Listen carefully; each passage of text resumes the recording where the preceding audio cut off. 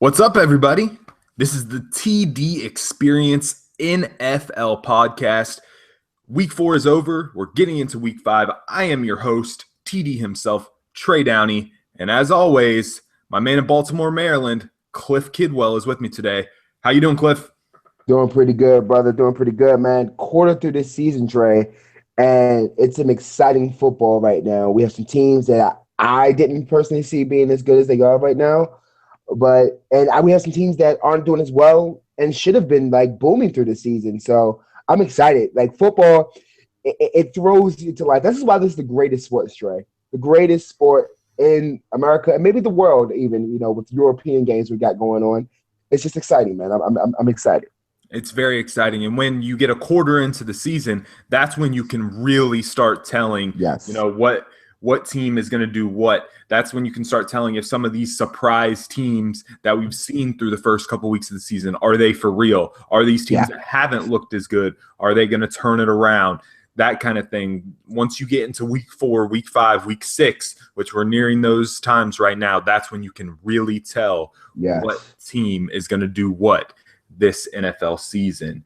And then you got some teams that we don't know who they are. We just don't know what kind of team they are. Yeah. It's exciting, man. It's just like it hits me. I'm like, wow, football is just one of the greatest sports in America. It is. That's why I was talking to you before we started the show about my betting pick of the week and the lines and stuff. The betting picks are so hard to do because you don't know what team is going to show up for each given week. I know, we talked about. Go ahead. Any given Sunday, Trey. Any given Sunday. Exactly. And we're going to talk right now. We're going to talk about last week we picked our most intriguing and game of the week. And one of those teams that are kind of a Jekyll and Hyde team, I picked the New York Giants and the Buffalo Bills. And both of those teams have had some up and downs this season. And the Giants put their most complete performance of the season together. It didn't come down to the buzzer. They were in control of the Buffalo Bills in Buffalo through the entire game. Eli Manning, 3 touchdowns. I benched I benched Eli on my fantasy team and started Tyrod Taylor. I still completely obliterated the competition thanks to Vincent Jackson moving from 8 points to 20 points on the final drive of the game. Lucky. But Buffalo, turnovers and penalties, and Rex Ryan very animated after the game, talking about that they're going to get it fixed, and they really do need to get it fixed if they're going to compete with the Jets and the Patriots, who both have strong records in that division, and the other teams that are going to be competing for a playoff spot, especially through all 3 of the teams that in the AFC North, discounting the Cleveland Browns. And even if you look over to the AFC West with Denver, Kansas City has a possibility to turn it around, and even San Diego. So Buffalo's going to really have to, get some consistency going if they are going to be a playoff team. Now, on the flip side of that, the New York Giants, they lost those first 2 games, extremely close games. They could have easily won both of those games, come back and win these next 2 games. The Giants could easily be 4-0. And at 2-2, I really think that the Giants are the favorites in this NFC East division. It's not the strongest division. We know. Who knows what's happening with Philly? They've looked better the past 2 weeks, even though losing this past weekend to Washington. Dallas, since the injuries to Tony Romo and Des Bryant, they've gone downhill, lost 2 in a row, and this weekend they play the Patriots. So things not looking good in Dallas. But the Giants, they're on the uptick. Who knows if they are going to eventually get Victor Cruz back? That was a big thing in my assumption of Eli having a great year, having Odell Beckham and Victor Cruz. Odell Beckham is not having a sophomore slump like a lot of these, great rookies do. Well, Trey, but he's the only wide receiver there. Now, I will say the fact that Eli Manning threw 2 other receivers for a touchdown, but like when he's the only target there, it kind of comes as far as like, who's my go-to guy? Eli Manning has that go-to guy character where Odell Beckham can, excel. Yeah, I mean, but there's been a long history back in the mid 2000s. Michael Clayton from Tampa Bay had a great first season, dropped off in the second season. Even, Mike Evans being injured, Mike Evans hasn't had the strongest season this year. Sammy Watkins even, but out of that great crop of rookie receivers from last year, Beckham is really separating himself as being the best. And I was skeptical. I thought he was almost a one catch guy, and I thought Mike Evans was even possibly a better talent than him. But so far this season, out of that great crop of rookie receivers, headlined by Watkins, Beckham, and Evans, Beckham is really separating himself as the best. And coming out of my most intriguing game of last week, I think that the Giants are going to be poised to make the playoffs out of the NFC East. Now, I know you had another big division rivalry game last Thursday night. You call it the best rivalry in football. Which, I'm starting to think over the past couple of years, Seattle and Green Bay, that's a really strong rivalry. Even though they don't play each other every year, that's starting to become a strong rivalry. For a couple years ago, it was Seattle and San Francisco. Sometimes it's Atlanta and New Orleans. There's some great ones, but Baltimore and Pittsburgh, because of how consistent these teams stay, it's right up there as the best rivalry in football. And it was a great game on Thursday night. Unfortunately, it was decided by a kicker, but I'll let you talk about what you saw from your Ravens in that game. Trey, first of all, the disrespect that you just said out your mouth is just – it's so incomprehensible. I don't know how you can say. Ladies and gentlemen, I'm not going to be a homer here. I'm going to be in the fan aspect. Now, we watch football because it's a brutal sport. It really is. It's hard-nosed, tackling, hitting, backflips into end zones. Like, football is very entertaining. And Thursday night games, we're really expecting a team coming off a short week not to be so spectacular. They're just average games. Ladies and gentlemen, we had an overtime game on Thursday. And if you look back, this is the last time we had an overtime game on Thursday. There has been a couple, but this is the most intensified one we've seen all season. The Baltimore Ravens played the Pittsburgh Steelers. It's hard-nosed football, Trey. It's nose-to-nose, close games, hard-hitting, close calls. We are questioning if, that was the right call. Detroit knows what I'm talking about. It's very good. It's my game. It was my game of the week. It was one because I'm a homer, but honestly, it's really a good game of football. The Ravens won 23-20 because Josh Scobie, ladies and gentlemen, Ravens, don't kid yourself. We held them off. Ben Roethlisberger wasn't playing, but we held them off, and it was a close game throughout. And if Josh Scobie makes that kick, we're not sitting here talking about the game of the week, Trey. If he makes either kick. Right, exactly. With the help of the running game that finally came back, I believe Justin Forsett had 150 yards, the most he's had since he's been for the Ravens. So it's finally breaking into it. The Baltimore Ravens seem poised. We were down 20-7. So for us to come back to win that game, it shows the effort. They really played out, Trey. They went balls, nose, and we have the best kicker in the game. You heard it here first. The Baltimore Ravens acting kicker in the game. Justin Tucker's a very good kicker, but at the state of NFL kicking, I'll get to that in a second. I mean, you've got some pretty good ones, but Justin Tucker definitely is up there. He's definitely better than Josh Scobie and the kicker who was just released down here in Tampa, Kyle Brinza. And the kicker who missed 2 kicks over in Jacksonville. We'll definitely get into that. But the Baltimore Ravens seem poised to win that game. They were thirsty. We needed it. Here's the thing about the Baltimore Ravens.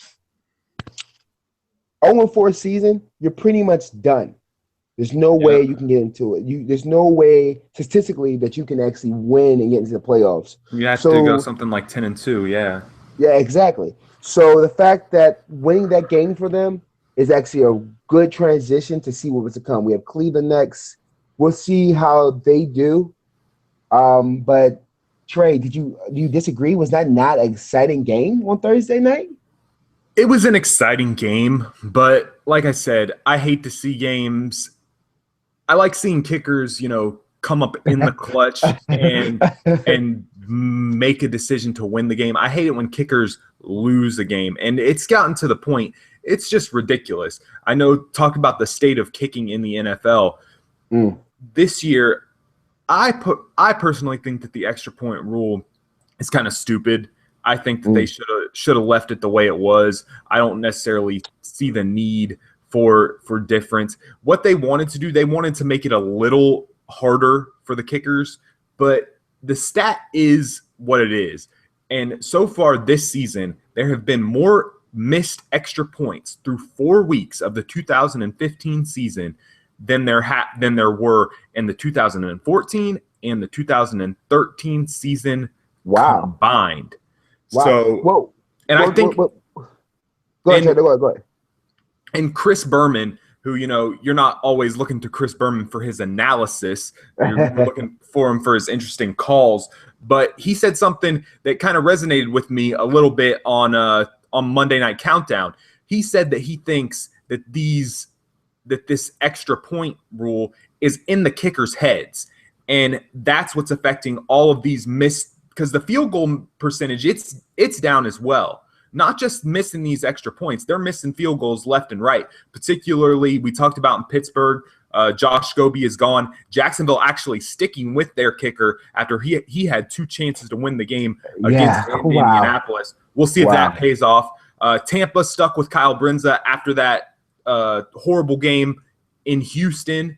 Come back this week again, misses another field goal and 2 more extra points does Brinza in a game that could have been completely different if he makes some of those field goals. I know I'll talk about that in a minute, how the score of that game doesn't really dictate how close that game actually was.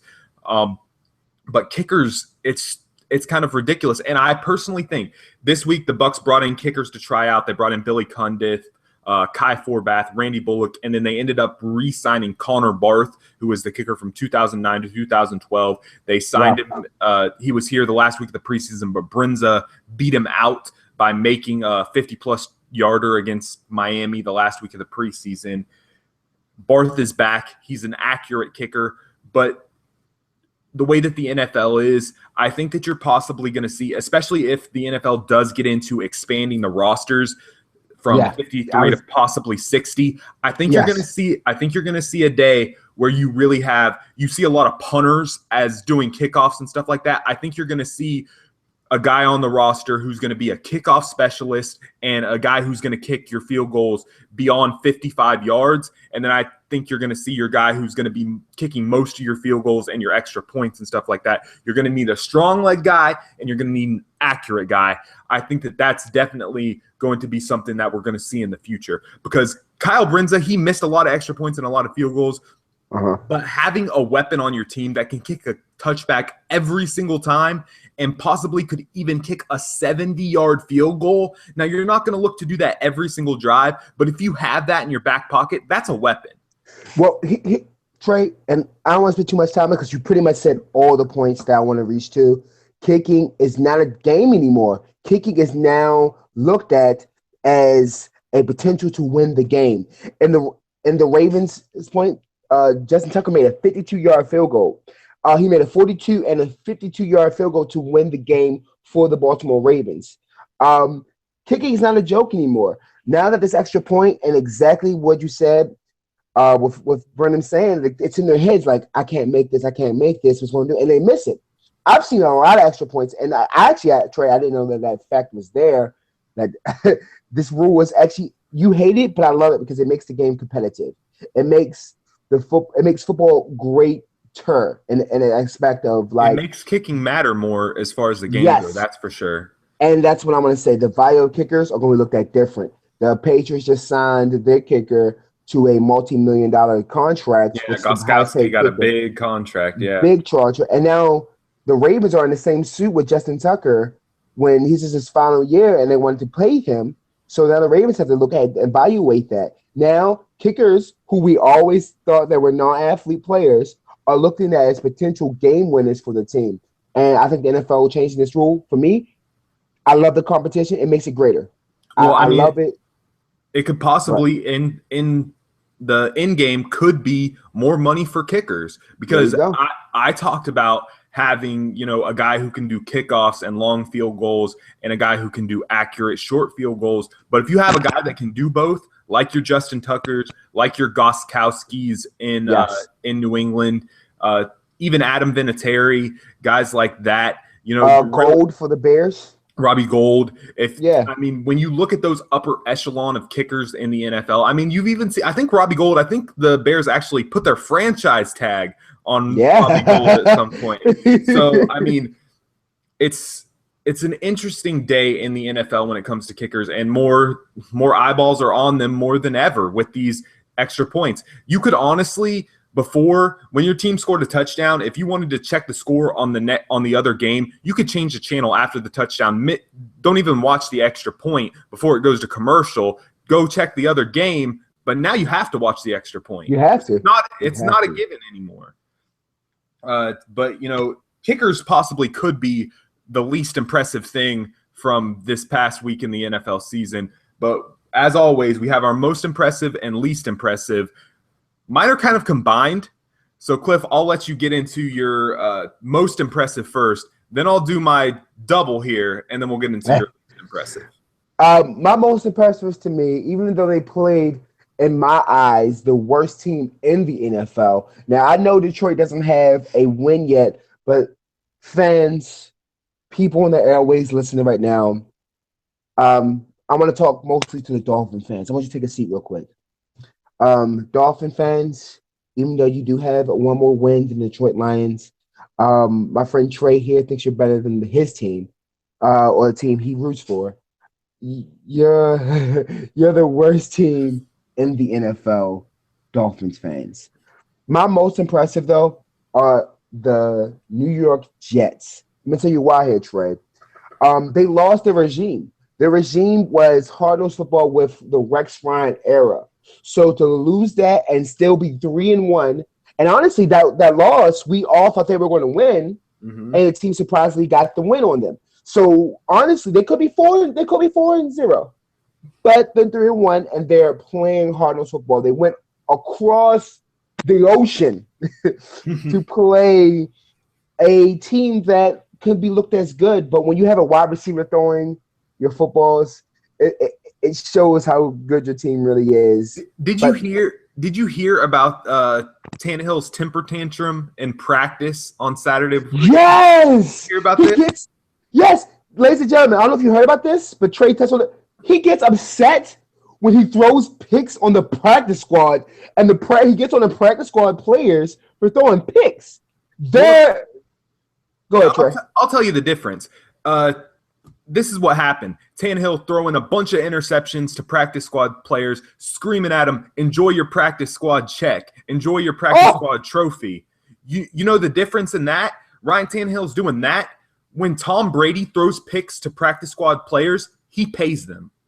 That's the difference in a leader and a classy NFL quarterback than a whiny prima donna. And I was never sold on Ryan Tannehill. A lot of people thought he'd take the next. A lot of people thought he'd take the next step this season. He had a great year last year. I'll give Tannehill that. He did. I'll give Tannehill that. But this is the last straw. You are not going to be a leader of men and a leader of a football team when you're doing that kind of thing. Right. That's absolutely ridiculous, and it's disrespectful on any level, and I don't see how any player on that team can respect him. And I think a lot of that comes from the head coach. Joe Philbin was a horrible leader, the worst coach in the NFL, and now he's gone. But Cliff, I'll ask you this. Do you think that that Dan Campbell, the tight ends coach, is now in, he's going to be the interim coach possibly for the rest of the season, do you think that the Dolphins, they do have a lot of talent on that roster? Yeah, they do. I know you had something to say about that defensive line that they were supposed to be great, but do you think that they can possibly turn it around? They're 1-3. They have a bye week this week, so they have some time to get accustomed to Campbell before they get back in there. Well, here's my thing. Dolphins fans, I know I'm hearing you hard, and, you're looking at this guy knows nothing what he's talking about the football. You have a good team. You have a solidified good team. Your defensive line was supposed to be the best in the league next to the St. Louis Rams, the Buffalo Bills of the league. your defensive line with Dominic Sue, who you just got from Detroit, monster. You have Cameron Wake, who we all know is an undrafted monster who never thought the NFL was ready for. Then you have the Earl Mitchells, who's an average player, but he gets the sacks. And you have Vernon on the other side. Your defensive line has no sacks through the whole entire season. Trey, you asked me, can I compete? They're in a tough division now with the Buffalo Bills and the New England Patriots, and now the Jets. Buffalo Bills may be 2-2, but they're still in there. And they've lost to those two teams that, possibly are the teams that they thought they can compete with for a wild card. They haven't even played the Patriots yet.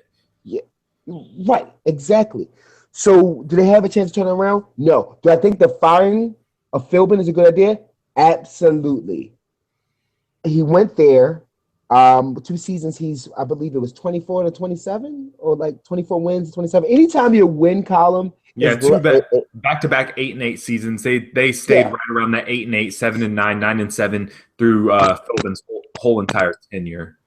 Now, I do agree with my co-star here, Trey, as far as saying that Tannehill definitely has coming up season. But now to pay him the money you did to be the starting role quarterback, well, he's always a wide receiver. Ladies and gentlemen, I am a Big 12 fan. I believe with Texas A&M was in the Big 12. I've watched Tannehill. He's just not the quarterback you may be looking for, but you can still – and I honestly, Trey, I love this new interim coach. He's a tight end coach. I heard him speak, and he's like, listen, we got this. He even said himself that this firing couldn't happen. It couldn't happen at a better time, and he wasn't afraid to say that. So maybe this team can find a winning drive for them, Trey. But in that division, in the AFC conference, I don't see it happening, Trey. I honestly believe, Trey, they're looking for a good draft pick this year. Yeah, I think that they are going to be better without Philbin. But honestly, This whole time, I thought Philbin was the biggest problem. But now I'm completely worried about Tannehill. Yeah. Like I said, I wasn't sold on him, but this whole thing about the practice squad thing is just ridiculous. And I think that Dan Campbell might be able to step in and do a better job leading that team than Joe Philbin did. But going from tight end coach to head coach is a big jump. Yeah. Right. There really wasn't anybody else on that staff, to be honest, that they could have propped up there to be the head coach. But, they're the worst team in that division, I think. No really receiving weapons. Jarvis Landry, he's a decent deep threat. The Lamar Miller hasn't stepped up to be a feature back like a lot of people thought he would. The Dolphins, they're going to have to start to rebuild again, and we'll see what they do. We'll see what they do in the offseason. I don't think Dan Campbell's the long-time answer, so we'll see who they can possibly bring in as a head coach.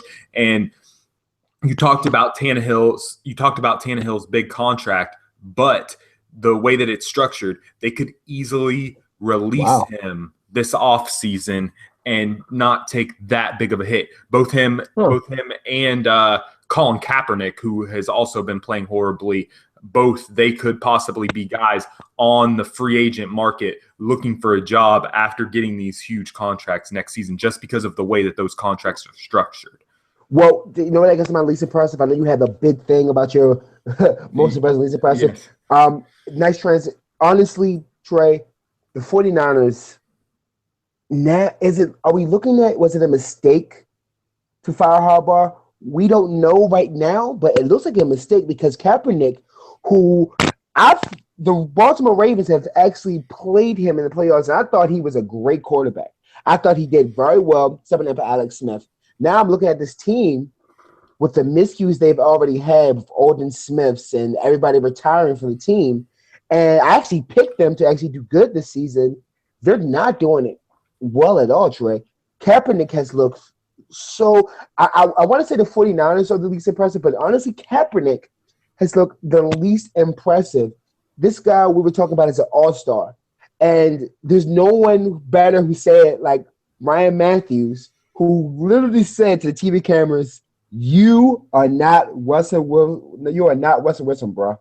He definitely was like shot out to Kaepernick and was like, stop, you're not Russell Wilson. And Trey, my thing is that the 49ers actually have the tools right. They got a deep threat now. They got a certified catcher in Anquan Bolton, and they have Vernon Davises of the world. They have a great fullback. They have a great running game, and with Carlos Hyde. Trey, my question to you is, can the 49ers solidify all this with their head coach? Is it a head coach problem or is it Kaepernick's problem? I think it's a combination of the two. I think Kaepernick overperformed because of Jim Harbaugh and how he can coach up quarterbacks and the faith that he Great has Stafford coach. Kaepernick.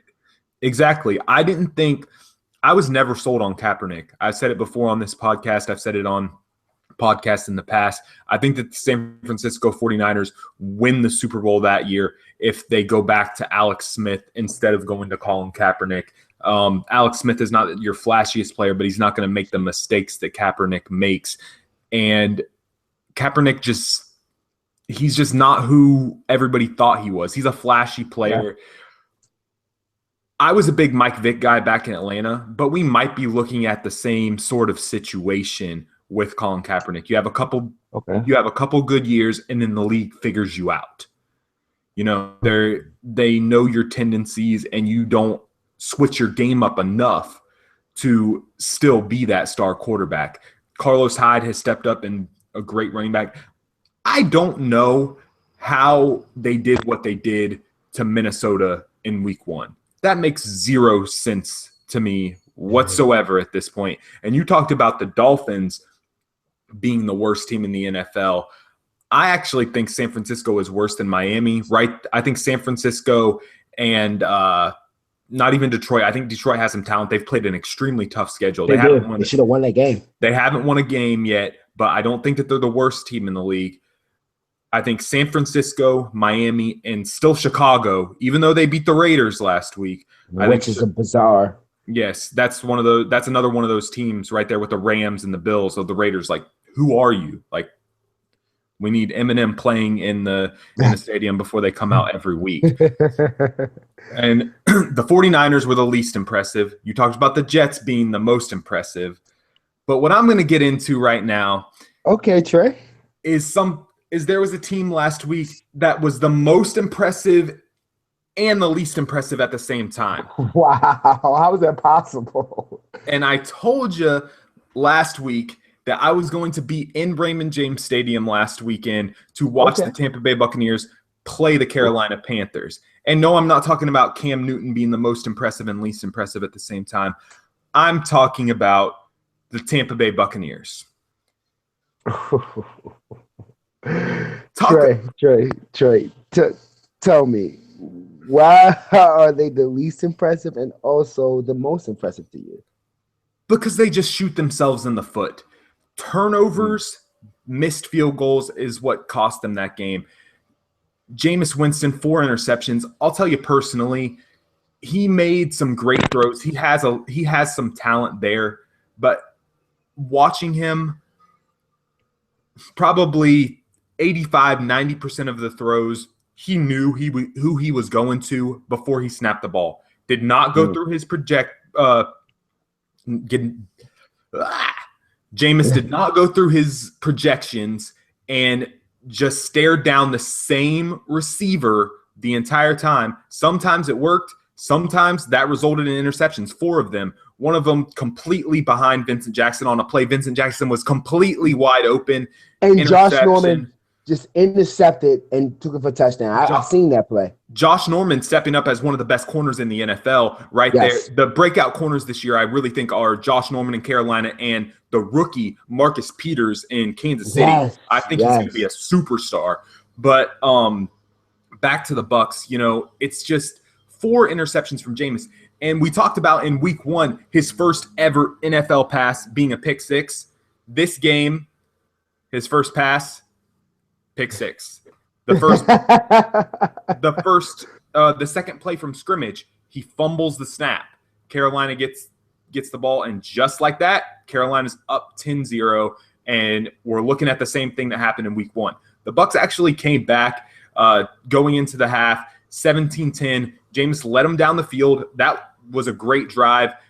Go to the rookie Kyle Brinza. That's a coaching issue right there. With 6 seconds on the clock, They should have taken a shot at the end zone from the 10-yard line. They go to Brinza. He misses the kick. That changes the whole momentum of the game. Coming out in the second half, the Bucs defense forces a turnover. Cam Newton fumbles the snap on – it was raining. And then Brinza misses another field goal. Then coming off of that, Chris Conti comes down, nails his helmet right into Jonathan Stewart, right into the ball. Ball pops up in the air. Bucs looking for a big turnover. Ed Dixon grabs the ball right out of the air, runs it 50 yards for a touchdown. Jameis Winston actually led the Bucs on three touchdown drives of 80 yards or longer, and this is not something that we see normally in Tampa Bay. You're lucky if you see one of those every 3 weeks, yet alone 3 in one game. Doug Martin, over 100 yards rushing. And a touchdown. Exactly. Charles Sims getting another touchdown catch. He had that extremely flashy play last week against Houston on the Bucs' only touchdown of that game. Charles Sims starting to come into his own. The defense looked really solid. Cam was 11 of 22. Most of those points came off of turnovers. 37-24 is the final score. The Bucs have a lot of talent. They need to clear up these penalties and turnovers. I said earlier in the podcast, Brinza's gone. They brought in Connor Barth, a much, much, much more reliable kicker. So hopefully that's going to fix some of those problems. This weekend they play Jacksonville, and that could be the cure to all sicknesses. And if you beat Jacksonville this week, this is the turning point of the season. If you beat Jacksonville this week, you go into that bye week 2-3 with a little confidence, and then you come out of the bye week and play Washington, who we're not sure who that team is. This could be a team that could make a push for a wild card spot. I know both of those teams in that division right now, Atlanta and Carolina, are still both 4-0, but the wild card is up in the air with the second wild card, with teams like Minnesota, with whoever knows what the NFC East is, and with Seattle and St. Louis only being 2-2 as well in the West. So if you get to 2-3, you take a bye week, and then you come out and you play Washington, who is another team that could possibly be competing for that wild card spot. This season could be on the rise. Okay. But I'll tell you right now, if this week is a disaster, if you get blown out by the Jacksonville Jaguars at home and Lovie Smith goes from 0-10 to 0-11 at Raymond James Stadium, it's time to cut the cord. Whoa! You think that they're going to fire Lovie Smith right then and there, like they get the Philbin situation? I have no faith in the management as far as the Glazers go to fire him, but I think that should be the call. I think they're going to be apologists and say, "Oh, it's a rookie quarterback. It's still only his second year as a coach. He hasn't had enough time to turn around." But if you're 0-11 in your first 11 home games, that's ridiculous. And the Bucs' talent that they have on this team is looking good. And honestly, if you look at some of these big free agent signings that Lovey and Jason Light have made, not a single one really has turned out. Clinton McDonald, who came over from Seattle, defensive tackle, he has really been a solid player right next to Gerald McCoy on that defensive line. Jack Smith, who came over in a waiver wire move, has looked good as a pass rusher. But these big signings, Michael Johnson last year, one and done. He's back in Cincinnati. Back in Cincinnati. You're absolutely right. Okay. Bruce Carter, who came over from Dallas this offseason, he was supposed to be the starting middle linebacker. Quan Alexander is a rookie. He's looked great, but he beat out Bruce Carter for that starting job, and Bruce Carter's barely playing. And now the biggest, most confusing one is Alteron Werner. It's like Jonathan Banks is injured, and Werner is still not playing. Tim Jennings, brought over from Carolina, also played with Lovey in Chicago. He's the number one corner right now, and he's been playing solid. But Mike Jenkins is not better than Alteron Werner. I don't understand that move from the coaching staff. And honestly, next week we can talk about too. We're going to go into our weekly top 5 list here in just a second. Next week we'll look at possibly who the top 5 veteran players that could be traded at the deadline could be, and Alteron Werner is definitely going to be on that list for me. I think that Tampa is going to trade him before the deadline, possibly in the bye week. But like I said, most impressive and least impressive at the same time. This weekend at home against Jacksonville, it's the turning point of the season. They're either going up or they're going down. And Jameis against Blake Bortles, that's what's going to tell you so far. Real quick, I want to touch on that, Trey. There's something about Tennessee players that have an outstanding year the last year and going to other teams that just fall off the map. Like, we have to look at who they're playing and analyze them in that way. Like, Vernon had an awesome season with Tennessee his last year and then goes with the Bucs and hasn't really done anything since. I remember a 5-touchdown game with the Baltimore Ravens against the Bucs, and Vernon was nowhere to be seen. So, yeah, I agree with you. The team is in shambles. It's looking like it's going to be tough, man. But, Trey, I'm going to ask you, I've been watching this game so far, and we can already talk about MVP candidates right now. The teams are looking hot. We know who the hot teams and who the not teams. But, Trey, in your mind, who do you think, or maybe you may have a replica of players of who we can win MVP if the season ended today, who will be MVP, Trey? I've got 5 on my list right now. There are 5 undefeated teams. Actually, I think there's 6 undefeated teams. Denver's still undefeated as well. There's 6 undefeated teams left in the NFL. But all of my top 5 MVP candidates all come from undefeated teams. And I'll start out first at the bottom, who is a guy that you probably thought I'm going to surprise the world and make him my MVP. Oh, no. No. But my number 5 MVP candidate is Andy Dalton. Okay. Yeah. Last week he was your most impressive guy. This week they win again. Cincinnati's looking great. Andy Dalton is proving that, he deserved that contract and he is going to be around in Cincinnati for a while. Him to AJ Green is just becoming a connection out of this world. Jeremy Hill and Giovanni Bernard, a two-headed running monster. Tyler Eifert at tight end. Yes, he has weapons, but he is making complete use of all of them. He's not turning one interception the whole season. Exactly. He's not turning the football over. And Andy Dalton, a lot of people want to blame him when this team loses, but he's a big reason why they're winning right now, and that's why he's number 5 on my MVP list. Absolutely. Okay. Now, number 4 on my MVP list is going to be the guy who a lot of people is going to be on the top of their list, and that's Tom Brady of the New England Patriots. Fair enough. The team might be the best team in the NFL, but Brady just has so many weapons. It's hard. Brady's in a tough spot because it's hard to be impressed by anything he does at this point. They've made Dion Lewis into a very viable NFL running back, and going into the first week of the season with LeGarrette Blount suspended, Stephen Ridley on a different team, we were talking about that game. Neither of us even knew who New England's starting running back was going to be the first week of the season. Right. And now with Blount back and with Dion Lewis, they have solid running back options. Brady has just looked great as usual. It's been a couple years since he has had Wes Welker, but he's making the Julian Edelmans of the world look great, the Brandon LaFells of the world. Tom Brady is Tom Brady, and he's always going to be on the top 5 MVP candidates. My number 3 guy is a guy who has really stepped up into the upper echelon of players this NFL season. A lot of people want to talk about Odell Beckham. A lot of people want to talk about Antonio Brown. Even Larry Fitzgerald has looked great this year. But the guy that I think has stepped up and became the best receiver in the NFL is Julio Jones. It's absolutely ridiculous with what he's doing. This week, the Atlanta Falcons are 4-0. Roddy White's complaining about his lack of targets, but look at what your man Julio is doing. It's absolutely ridiculous. Matt Ryan. And hurt Trey. He's hurt. Exactly. Matt Ryan is a great – Atlanta – honestly, we talked possibly about Pittsburgh having the best offense in the league with the weapons that they have on that team. Ben Roethlisberger goes down, so that offense goes down a little bit. But Atlanta might be the best offense in that league. We talked about, going into the season, there was a battle for the starting running back between Tevin Coleman and Devontae Freeman, and we both thought Tevin Coleman was the better player. What's the guy?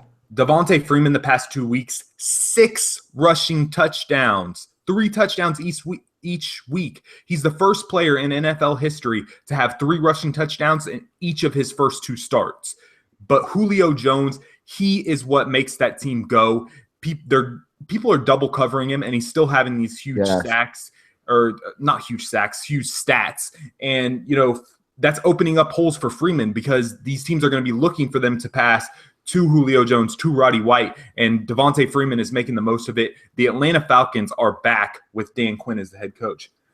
My number 2 candidate is a guy that, I've never been the biggest fan of per se. I've never thought that he was, that great of a quarterback, but you can't deny what he's done, and that's Cam Newton. I'll be honest, I didn't think he looked that great against Tampa Bay.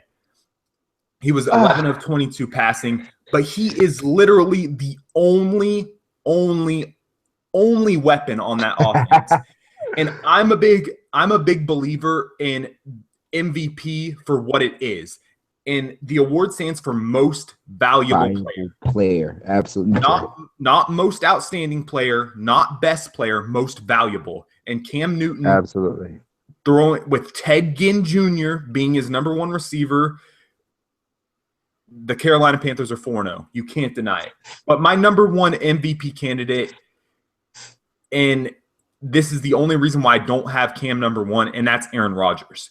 And what Aaron Rodgers has done, that team looks absolutely stellar, and he's done it without Jordy Nelson. He's turned James Jones back into James Jones after the Giants released him coming out of preseason for Preston Parker. And Preston Parker's not even on the team in New York anymore. Giants made a huge mistake there.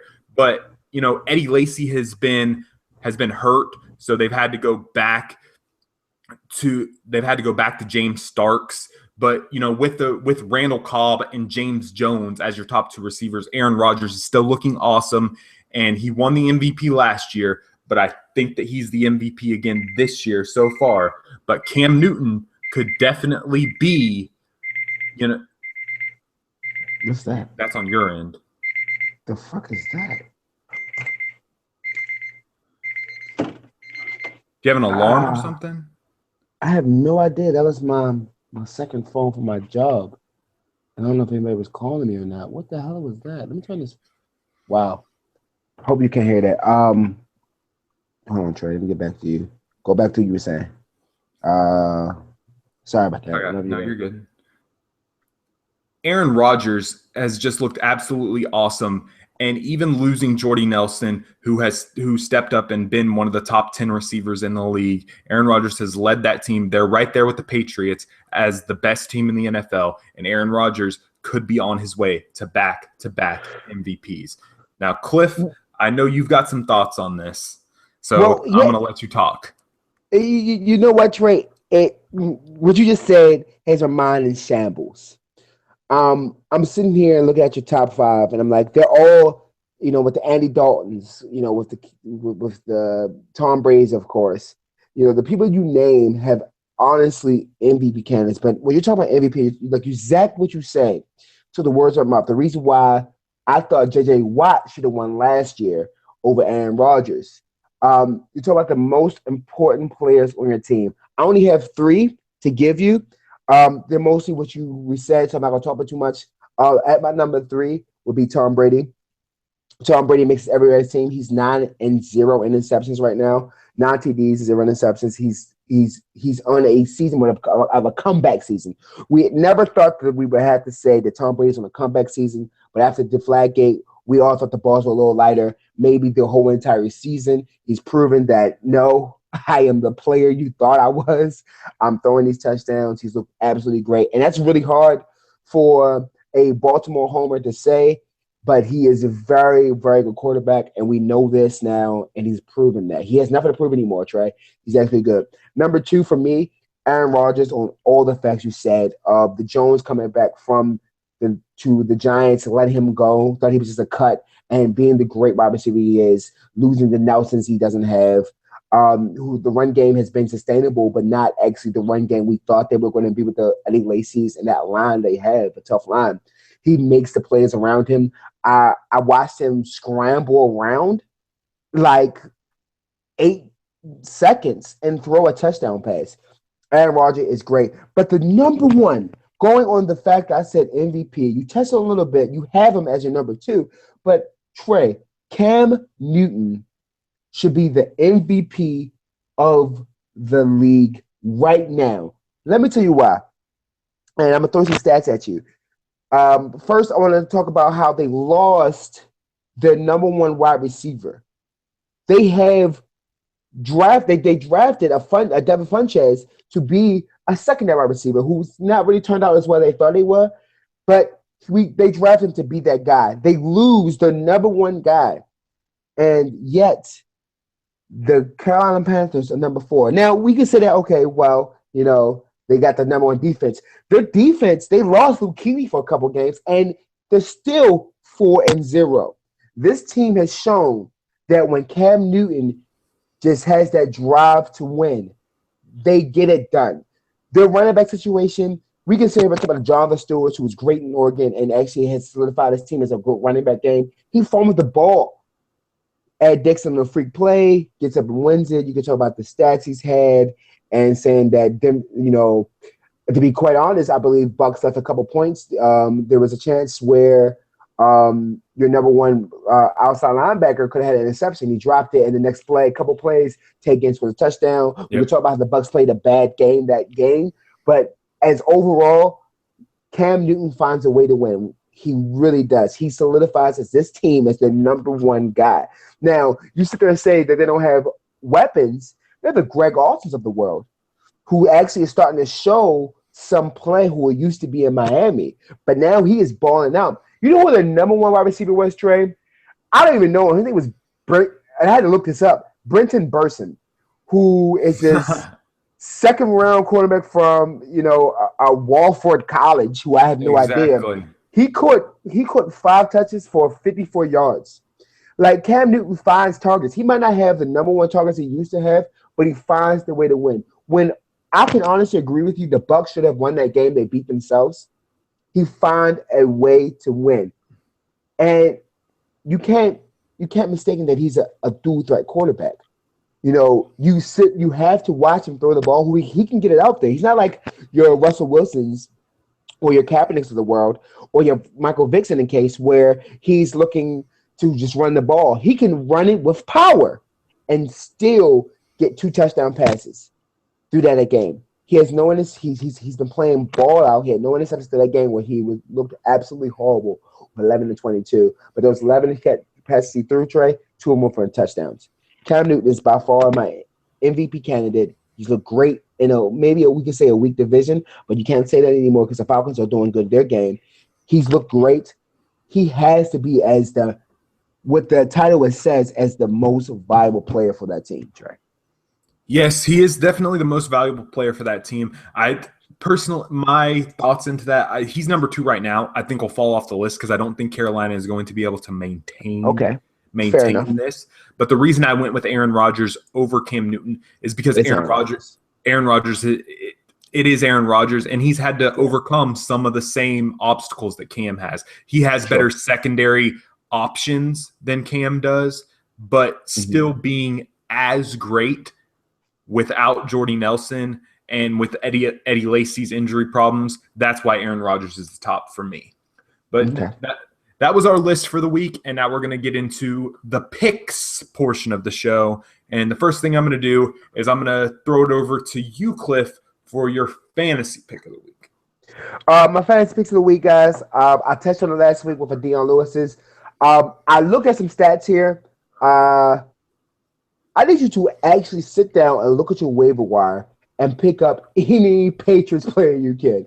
That may be a little exaggeration to the fact, but Tom Brady coming off the bye week, the New England Patriots coming off the bye week, have a stunning winning record, and the numbers are bizarre. I'm going to give you the chance to look up them yourselves.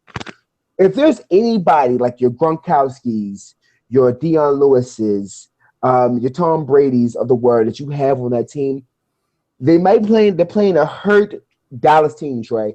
Trey, if you want to win, in my mind, you pick the players that best when they play. That's how you go to the waiver wire to play. If you can find a good, decent player like a Judy Alston that you wouldn't start them. The Patriots are stellar after a bye week. They come off the bye week. They're undefeated. They're 3-0. I feel like they're going into Dallas and actually decimating that team. So, ladies and gentlemen, Patriots players, besides the Patriots defense, I don't trust them too much. But with the backup quarterback, look at that too. Go into your waiver wire, Find a Patriots player that has some decent starting time, start them. You're going to look out for that benefit, Trey. Trey, who's your betting wire this week, actually? Like, who can I put my money on, Trey, to win me some money? It's a tough week, but who do you have? It's a very tough week, and it's because there's a lot of, back and forth as far as how big these lines are. There's some that look good, like Kansas City. They're better than the Bears. They're probably going to win that game, but they're a 10.5-point favorite, and that's ridiculous. You can't bet on something like that. Houston is a 2.5-point favorite tonight against Indy. I kind of like that one. Andrew Luck is supposed to play. Cincinnati, a 3-point favorite at home against Seattle. Atlanta, they're 8-point favorites against the Washington Redskins, but the Redskins, they've been up and down, so that one's hard to bet on. The Bucks, they're only a 2.5 favorite against 0.5 favorite against Jacksonville. But you can't bet on the Bucks. I'm not going to tell you to put your money on the Bucks. So I'm going to look at teams that, really, really solid teams. Even the Giants. The Giants are only a 7-point favorite at home on Sunday night against the 49ers. But the Giants have been up and down too. So I can't tell you to put your money on the Giants. So that leaves me with the Packers and the Patriots. The Packers are getting 10 points at home against the Rams. And the Rams have been so up and down, and they've stepped up against big competition. So I can't tell you to bet on the Packers. So I'm going to go with the Patriots. They're 10-point favorites.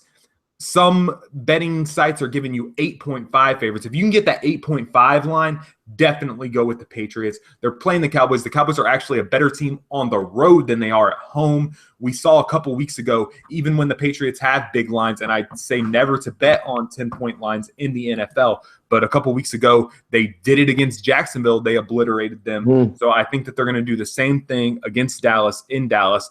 The betting pick of the week, whether it's 10 or 8.5, it could move a little bit before Sunday as well. But if you can get that 8.5-point line right now, go put your money on the Patriots.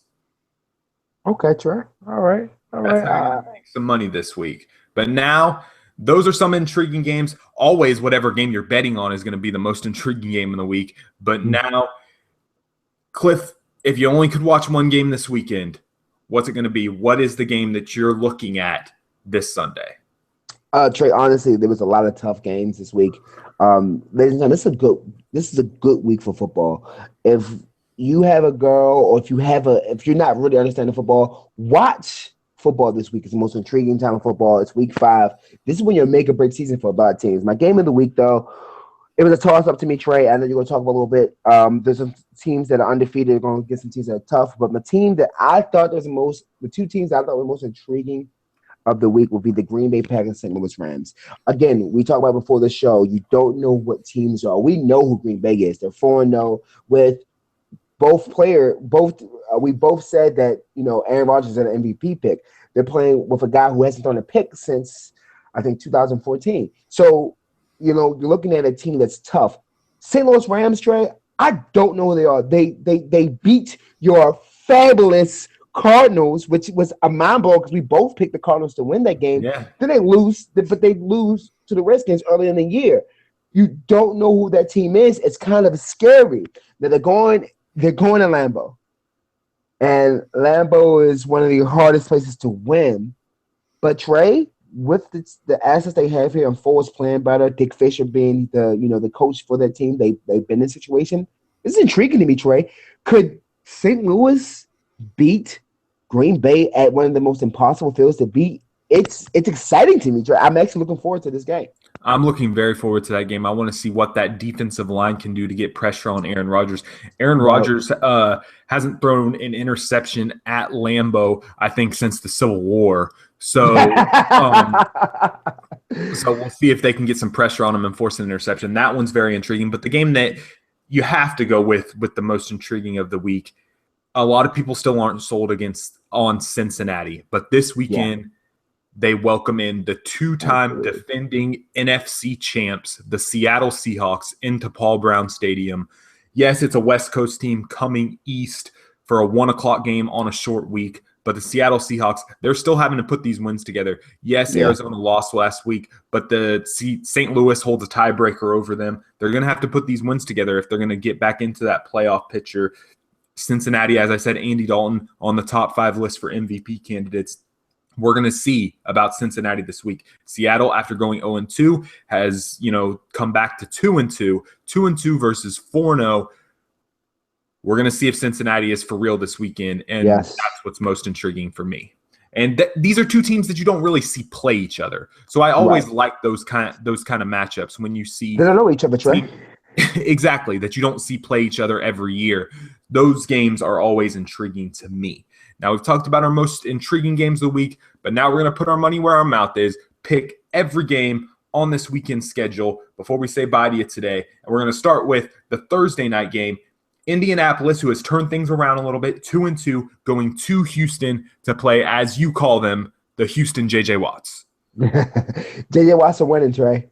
I honestly don't know. We don't actually know. It's a game time decision if Luck was going to start. Even with Luck starting, I still have Houston Texans winning this. They have a better defensive line. They're playing at home over a short week with Indianapolis barely beating Jacksonville, Trey. I know I call this my comeback team, but they don't look like it. I think the J.J. Watts are going to come in there and not destroy, but it's going to be a good game. And a big game you should watch, ladies and gentlemen. But Houston wins this, I think, Trey. I think the Colts this is going to be where the Colts start to turn it around. I think Luck is going to have a very good game coming off of that injury. I fully expect him to play tonight, and I think that Indianapolis is going to beat Houston, move to 3-2, and some of this pressure is going to start coming off this team. They're going to start putting it together with that big Sunday night game against New England looming. Now we're going to go into the Sunday games now. 1:00, Chicago at Kansas City. I still don't understand how Chicago beat the Raiders last week, but I guess the Raiders are the Raiders. I still don't think Jay Cutler is going to play, but they're going into Arrowhead, one of the toughest places to play in the NFL. Kansas City right there with Detroit as playing one of the toughest schedules in the NFL so far. They're coming home against a bad team. I think Kansas City beats the Bears fairly easily. Kansas City wins this easily at home. Arrowhead's hard. I'm still baffled as you are how Chicago beat the team that I thought that was going to actually compete. In the season of the day, they're still being in the playoffs, but I don't understand how they beat the Raiders. Kansas City all the way. Now we're going to go into the game that I said was most intriguing of the week, Seattle at Cincinnati. I said it when I was talking about the most intriguing game of the week. It's a West Coast team coming east for a 1:00 game and a short week as well. Emotional Monday night game, close game. I'm going with Cincinnati. If it was in Seattle, that might change my pick on this game. But at home, early start time, I'm going with Andy Dalton and the Bengals. You know what, Trey? If you can look at my cheat sheet here, ladies and gentlemen, I'm just looking at it. I got some stats here, and I'm just looking at it. I don't know. I don't know if I can pick for the home team. Bengals are tough at home. They're really good. AJ Green is actually playing good. Andy Dalton, both it could be an MVP candidate. I'm going to have to go with Seattle. Even though I don't think they can make the playoffs, I just can't pick the Bengals. I think Seattle had a horrible game. They got lucky when they were playing the Lions. I just think Seattle's got something to prove to saying, hey, we're a real team. After they go ahead and beat the Bengals. That's definitely going to be an exciting game. Now we're going to get into Washington and Atlanta. Atlanta 4-0 at home, looking to move to 5-0 against the Redskins, who are 2-2, competing for the lead in that NFC East. My pick is Atlanta. I think Atlanta is a very good team. I actually think they're underrated at this point, and I'm waiting to see when ESPN and Fox and all these other outlets are really going to start talking about Atlanta as one of the best teams in the league. I think they beat the Redskins this week, move to 5-0.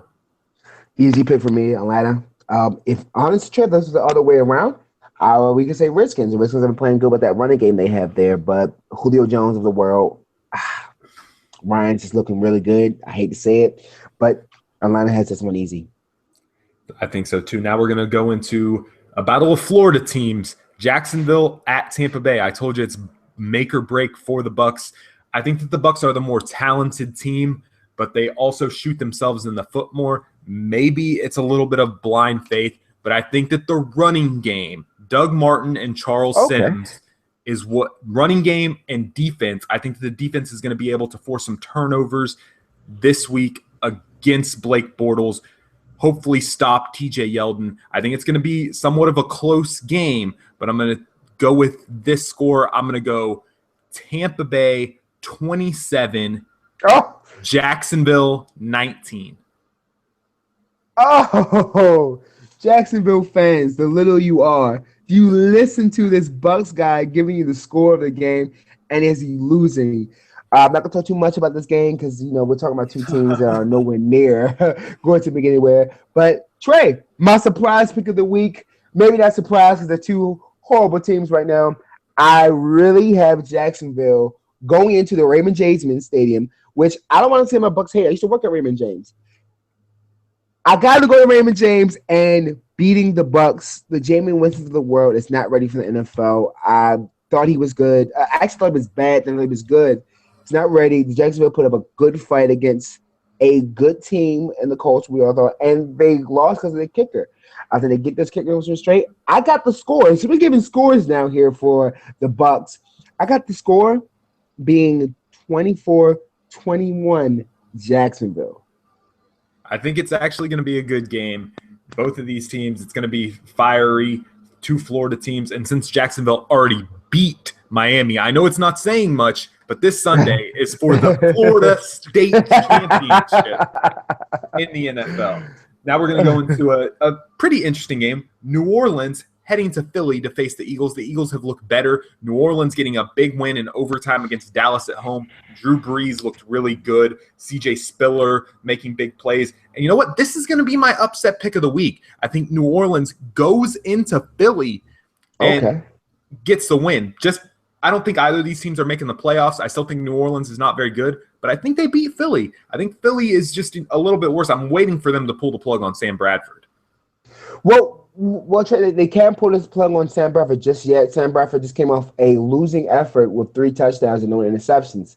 You can't really say that it was Sam Bradford's problem they lost.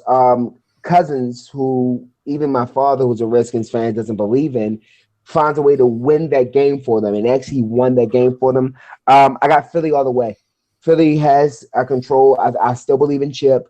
They lost a game they shouldn't have lost. When you're playing division teams, Trey, me and you both know that when you're playing division games, no matter if you're 0-4, it doesn't matter what the record is. It's about the division. Redskins come out with the win at home with that.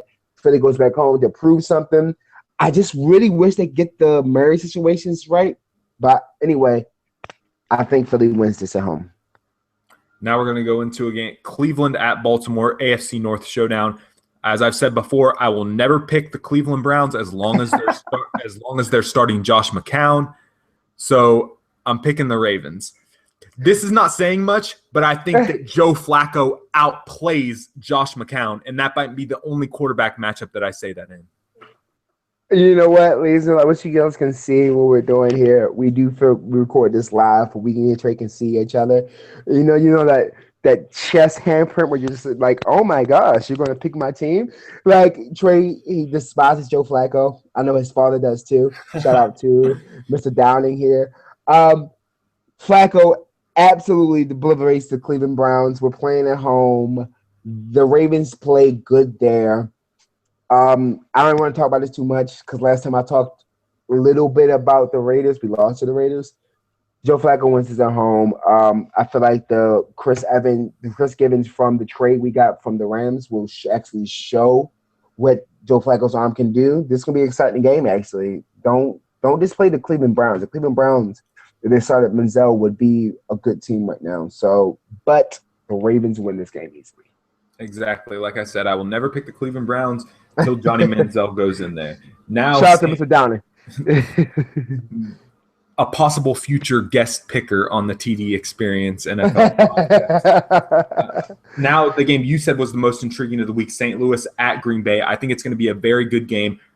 Don't bet on Green Bay with the 10 points. I think it's going to be a closer game than some people think, but Aaron Rodgers is not going to lose in Lambeau. Green Bay wins. A close one. Yeah. Honestly, I don't agree with Trey often, but I agree with him. This is a close game. You can't bet against Aaron Rodgers at Lambeau. It's almost physically impossible to do this. So, but yeah, Green Bay wins it. But my game of the week, Trey said it himself, it's a close game, ladies and gentlemen. Watch this game. It's going to be a good game.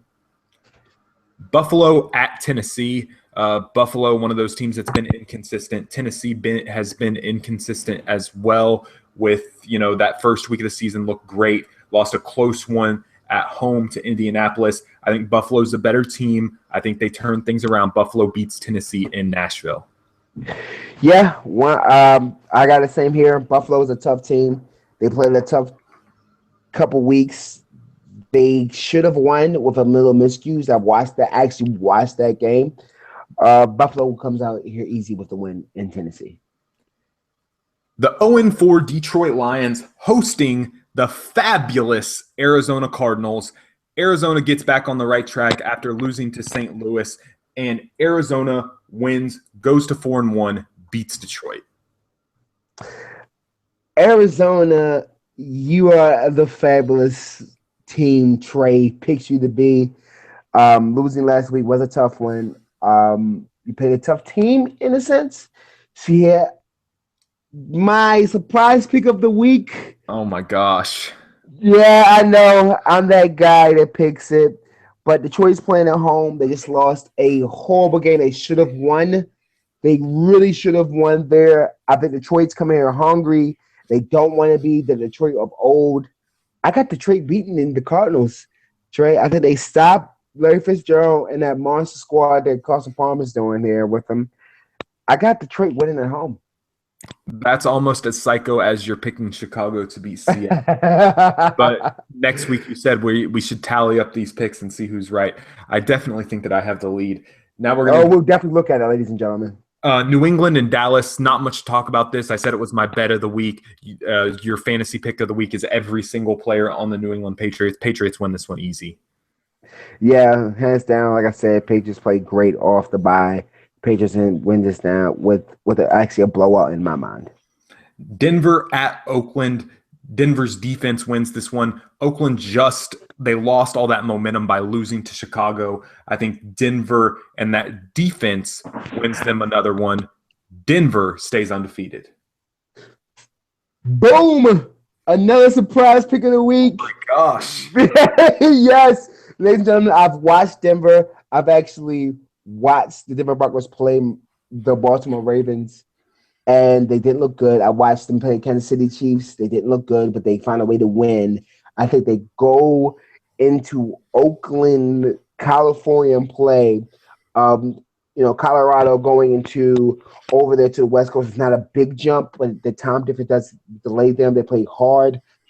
I have the Oakland Raiders come off of an embarrassing loss to the Chicago Bears, win this game. My dad tells me I'm tripping, but I think Oakland finds a way to win this game. Wow, that's all I can really say about that. Now the Sunday night game, San Francisco at the New York Giants. San Francisco might be the worst team in the league. The Giants are turning it around. Giants win at home, beat San Francisco. Giants win the Sunday night football, Trey. Giants playing home. Odell Beckham just got a $9,000 fine for punching players or the San Francisco players. And he said, hey, we're playing man ball. If you're going to punch me, I'm going to punch you back. Odell Beckham is the real deal. Eli Manning has found his hot streak. When Eli Manning finds his hot streak, I will agree with Trey. He's hot. He's too hot. So I got Giants winning at home. Now we're going to go into the Monday night game. A very intriguing matchup. Pittsburgh at San Diego. The Steelers still with Mike Vick as quarterback. San Diego is a team that's still, I think, going to compete for a wild card spot in the AFC. I'm going to go with San Diego at home to beat the Steelers. Yeah. This is going to be painful for me, Trey. Wow. Yeah. Surprises left and right. Yeah, left and right here, ladies and gentlemen. I don't usually do this pick. San Diego did come off a big win against the Cleveland Browns. I think that the Steelers beat themselves against the Ravens. They should have actually won that game against the Ravens. I think Mike Vick gets it. They loosen up Michael Vick a little bit because we actually did that. I think they get Bell running the ball. I actually have my most hated rival as a fan, Pittsburgh beating San Diego at home. You're just throwing these surprises left and right. Now, before we let you go, folks, Cliff's big thing of the week. He talked to me about this before the show. He wanted to tell all of you guys. Cliff, what's the Facebook post of the week? Ladies and gentlemen, I want to thank you for listening to the show. We appreciate you. We got the Mitchells of the world who always watches our show. We love you, Mitchell. Thank you for listening in. ladies and gentlemen, I always do a fan favorite who actually watches our show. I have a great one for Trey, and I want to read it to you. Now, you'll depict something in your head when I'm trying to display this. It's a pick by pick kind of detail, but it's a funny. All right, so we start with the Carolina Panthers of last week and the Tampa Bay Buccaneers of last week. We have Cam Newton holding the Heisman Trophy. It says, I won the Heisman and National Championship of the year, the same year. Then they have the Winstons of the world saying, me too. Then they have Cam Newton holding the jersey of Roger Goodell saying, I was the number 1 overall pick of NFL. And then Winston holding his pick up jersey saying, me too. And then at the end, which is hilarious, it says, I know how to throw passes to the Carolina Panthers. And then it shows James Winston tackling the Norman, me too. I want to thank you, Rick Check, for throwing that meme to me. Thank you for watching the show. Thank you for being a supporter, brother. That is hilarious, Trey. It seems like, Cam Newton and, the Winstons have a common. They just know how to throw touchdown passes to the Carolina Panthers. That's all I can say about that. Like I said, I'm still not a Jameis guy. We'll see this weekend against Jacksonville for the Florida State Championship. We'll talk about that next week. We'll see if the Ravens can get more back on track. We'll see if Cincinnati's for real. We'll see if the fabulous Arizona Cardinals can turn it around. Very intriguing Week 5 in the NFL. As always, thank you so much for listening. Big news could be coming in the next week or so, getting this podcast up on iTunes. Be on the lookout for that. Follow me on Twitter at TDEXPN. Follow Cliff on Twitter at TeddyBearCliff. Podomatic.com/TDEXPN. That's where you can find all of our past episodes. You can leave comments. Let us know what you think. Rate, review. Go on Facebook, the TD Experience page. Like it. Tell us what you think. Give us the Facebook post of the week. Give us the meme. Give us the tweet of the week. Tell us what you think about the show. We're always looking to improve fan interaction. We want to know what you guys want to hear, making the show better for you. That's what it's about. And I'm Trey. That's Cliff. We'll see you next week. Thank you, guys.